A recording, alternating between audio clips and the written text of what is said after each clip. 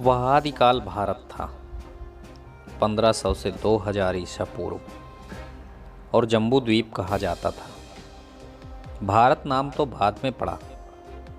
तब भी यह देश पश्चिम, दक्षिण व कुछ पूर्व समुद्र से घिरा था। समूचा देश पर्वतों, घने वनों, नदियों से हरा भरा था। कृषि के लिए नदियों के कछार व उपजाऊ मैदान थे। खनिज संपदा प्रचुर मात्रा में थी, किंतु अभी तक लौह धातु का प्रयोग अनार्य नहीं जान पाए थे। वैसे तत्कालीन स्थिति के संबंध में किसी पुस्तक के आर्यों के आगमन के पूर्व का भारत शीर्षक में उल्लेख कर दिया है, उसे वहीं पढ़ें। सिंधु के तत्कालीन शासक संबर को आक्रांता आर्य असुर संभासुर कहते थे। नमस्कार दोस्तों, हम आज लेकर आए हैं सिंधु राजा संबर के संबंध में कुछ विशेष जानकारी।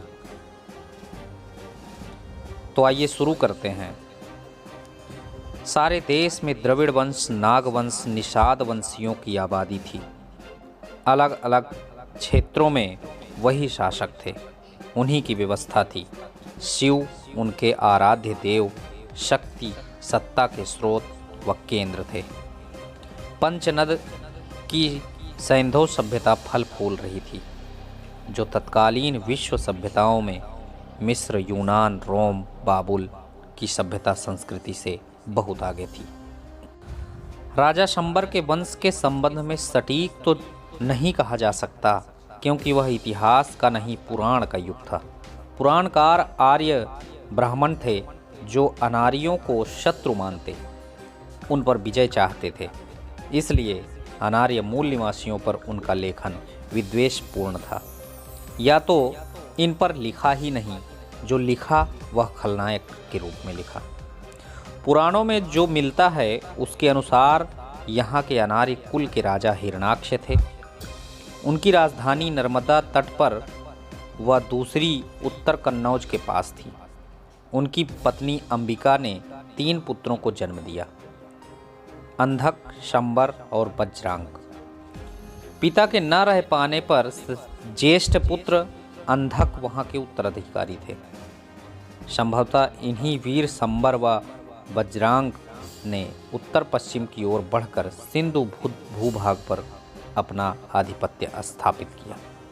वैसे शंबर के आने के बहुत पूर्व से ही यह भूभाग बहुत ही उपजाऊ, संपन्न व नागरी सभ्यता में बहुत आगे था। सैंधव सभ्यता कई सदियों की देन थी। यहीं की सभ्यता इतिहास में सिंधु सभ्यता कही जाती है, जिसके अवशेष हड़प्पा, मोहनजोदड़ो आदि 1964 की पुरातत्व खुदाई में मिले। वर्तमान में यह सिंधु प्रदेश पाकिस्तान में है। सैंधव सभ्यता का काल प्रायः 3050 ईसा पूर्व से 1050 ईसा पूर्व तक माना जाता है, परंतु यह अनुमान उस काल का है जब यह सभ्यता अपना स्पष्ट रूप धारण कर चुकी थी, और यह अंतिम काल सिंधु राज संबर का था, जिसने अपनी कुशल वास्तुकला के चलते 100 किलो दुर्गों का निर्माण कराया। साथ ही पूरे नगर की सुरक्षा हेतु परकोटे, बाउंड्री वाल का भी निर्माण कराया। इस सभ्यता की खुदाई के बाद पिछले दिनों हुई अन्य खुदाइयों में कई नगरों का पता चला है। सिंधु में कोटदीजी, राजस्थान में कालीबंगा, पंजाब में रोपड़ व गुजरात में लोथल नगर। किंतु हड़प्पा व मोहनजोदड़ो को अधिक महत्व प्राप्त है। लगता है कि सिंधु की नगर सभ्यता से प्रभावित होकर यह सभ्यता आसपास के क्षेत्रों तक पहुंची। उस काल में यहाँ बड़ी उन्नत सभ्यता थी। यहाँ का वैभव, सस्य श्यामला भूमि सारे सप्त सिंधु में विस्तारित थी। यहाँ के लोग मझोले, काले वर्ण, छोटी चिपटी नाक नक्श के थे, जो यज्ञ नहीं करते थे। वे शिवलिंग पूजक थे। किसी देवी शक्ति पर विश्वास न कर भौतिकवादी थे।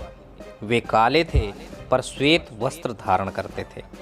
कई मंजिले स्वच्छ मकानों में निवास करते थे। बैलों के रथ पर चलते थे। उनके गृह दुर्ग थे, नगर दुर्ग थे और मोहल्ले के गृह भी दुर्गनुमा होते थे।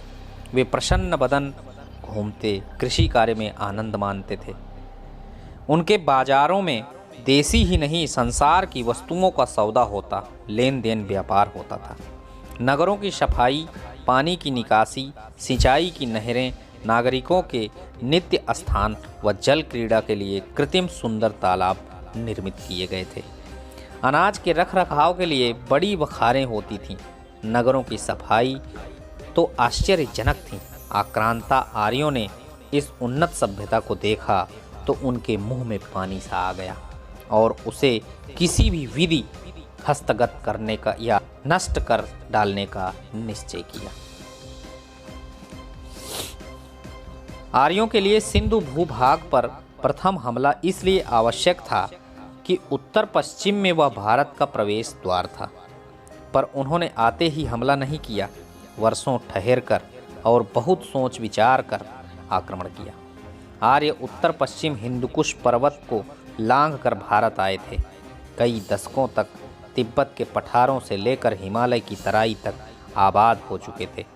जहां पशुओं को मैदानों में चराते थे, तब उनका भोजन मुख्यतः जंगली फल फूल थे, किंतु मांसाहार भी करते थे। उनके साथ पशुओं में गाय बैल के साथ ही सवारी के घोड़े, शिकारी, खूंखार कुत्ते थे।